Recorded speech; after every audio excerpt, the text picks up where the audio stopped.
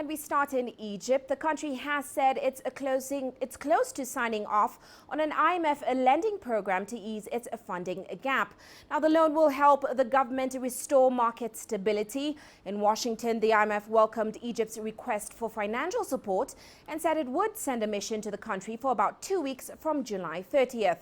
The government is seeking $12 billion from the IMF, $4 billion a year, which will carry an interest rate of 1 or 1.5%. The package includes issuing $2 to $3 billion in international bonds, which will be offered between September and October. Now, economists welcome the news, which follows a turbulent few weeks for Egypt's currency, the pound. It has plummeted to new lows on the black market as confusion mounts over the direction of monetary policy. Now, joining me with more on this story is Yasser Hakim in Cairo. Yasser, as always, welcome to the show. Now, of course, this is good news for Egypt, but at the same time, this will be the third time a deal is being discussed with the IMF. Of course, we saw the government withdrawing its request twice before because it couldn't meet the IMF's requirements. Any chance we could see the deal backfiring again? Well, Uche, I don't think this time it will fall off. Egypt has withdrawn requests before because IMF has usually not been a popular option for Egypt, especially that it always has stringent conditions on economic reforms and austerity measures for any country that wants to borrow from the IMF. And Egypt in the last 5 years, due to the political instability, the governments were not able to take this action of performing the austerity measures that the IMF wants in order to get the loan. So they've always backed off from a deal. This time the government needs the money very much. There's more stability within the government and the leadership than the last 5 years. The vast change in the black market, the surge in the black market, and of course the budget deficit is badly needed to plug the budget deficit and also to help the Egyptian pound against the dollar that's been rising extensively in the last 2 weeks. Now, as you mentioned, Yasser, this is all part of President El-Sisi's plan to push through some controversial reforms in order, of course, to boost government revenues and, of course, meet those IMF terms. Now, give us some insight into the progress and support he is seeing for these reforms locally in Egypt.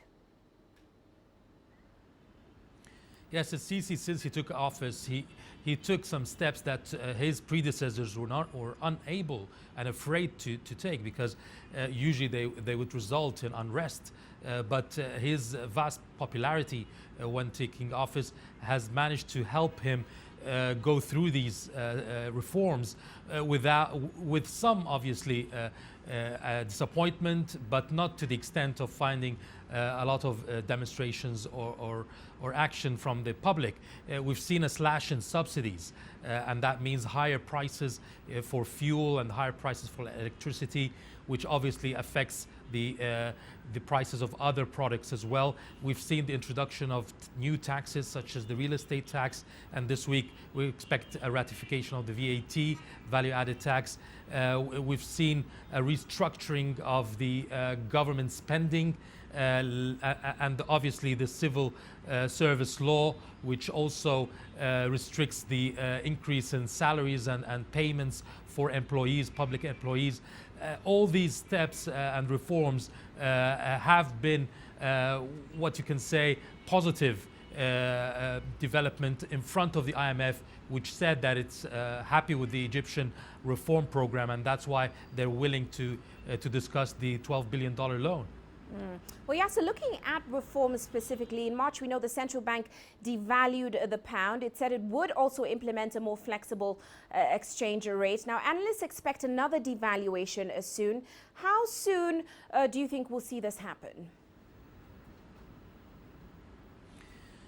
Now the central bank governor, Tariq Amir, said a statement to the local TV here saying that it's not going to happen now, because there's been a lot of rumors and speculation the last 2 weeks that every day that the pound will be devalued further.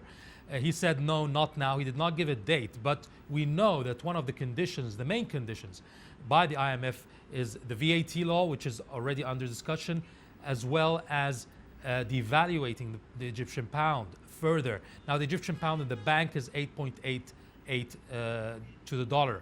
The IMF, we're told, wants it to reach 9.5 to the dollar. In the black markets, it's 12.6. So there's a big margin between the bank price and the black market. And I think they will have to take a step to devalue the pound a little bit from 8.88 to maybe 9.2 or 9.3, not further. But the aim is to kill the black market. And with the money that they will get from the IMF and $3 billion from the World Bank, plus $1 billion from the United Arab Emirates this week, and $2 billion from Saudi Arabia, so there's a big chunk coming in. They will push it into the market and try to push dollars, dump dollars into the market and keep the price stable with the Egyptian pounds, and thus try to keep it at 9.2 to 9.3 pounds a dollar. That's right. Thank you so much, Yasser, for those insights. Of course, Yasser Hakim joining us there in Cairo.